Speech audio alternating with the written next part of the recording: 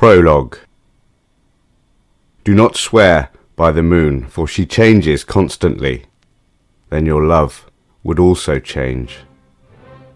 William Shakespeare, Romeo and Juliet.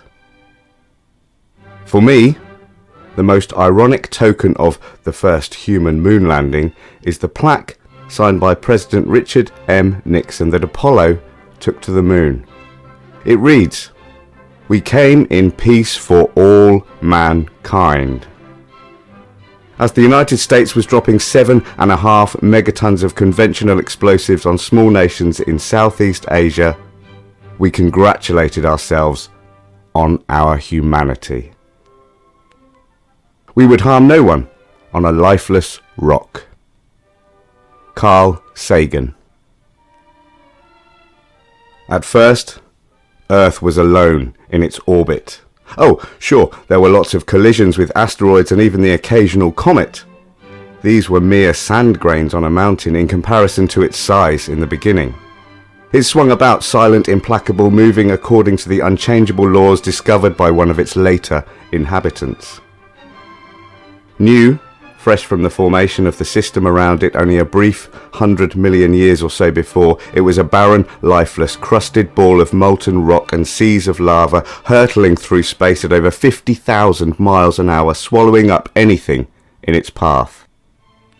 Then Theia appeared, mandated to slide along its own path by the same laws that governed how the planet moved in orbit around its early sun. Theia held close to the same orbit as the early Earth, but near the Lagrange point, farther along the same path, like one jogger keeping steady pace in front of another on the same racetrack.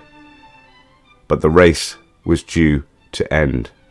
Jupiter's enormous influence, as well as that of the closer Venus, began to make the smaller planet wobble slightly in its orbit. Nothing immediate, nothing urgent, nothing dramatic, and nothing stoppable. Closer Theia came, slow in comparison to the larger planet. Formed of the same star debris but with a larger composite of water, ice and other minerals, it wasn't a bother to the planet but more like a neighbour, a deadly one.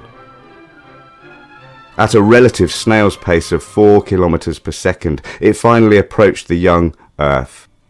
As the two planets grew closer, their gravity began to affect each other even more. Earthquakes and tidal waves of first solid rock, then molten rock, began to appear on the surface of both planets as they reached for each other. Then they hit. The mass of Theia ploughed into the Earth, shattering it, much as one egg is used to break another. Billions of tons of molten debris went spinning into space around the elongated glob that was once two separate planets. Spinning, churning, wobbling like a dumbbell made out of molten clay, it eventually began to separate, one end smaller than the other.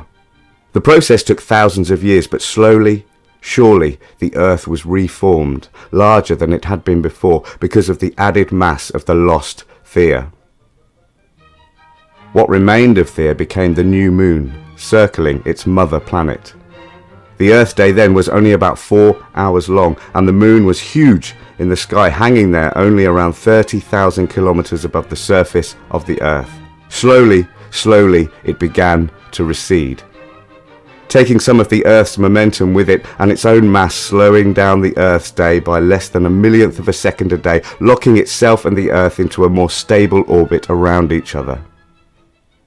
Soon, in geological deep time, life appeared on the once barren planet.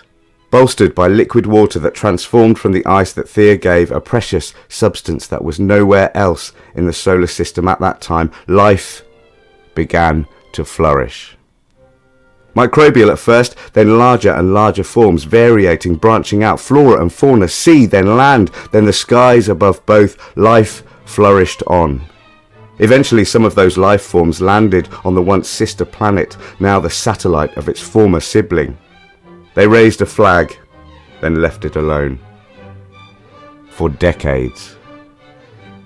Belatedly they realized that there were treasures there. Minerals, materials, wealth as they deemed it, beyond measure. The fight for domination, ever the base existence of life since the planet formed, began anew on the moon. Eventually that seemed settled too, An uneasy but long-lasting equilibrium held sway upon the moon.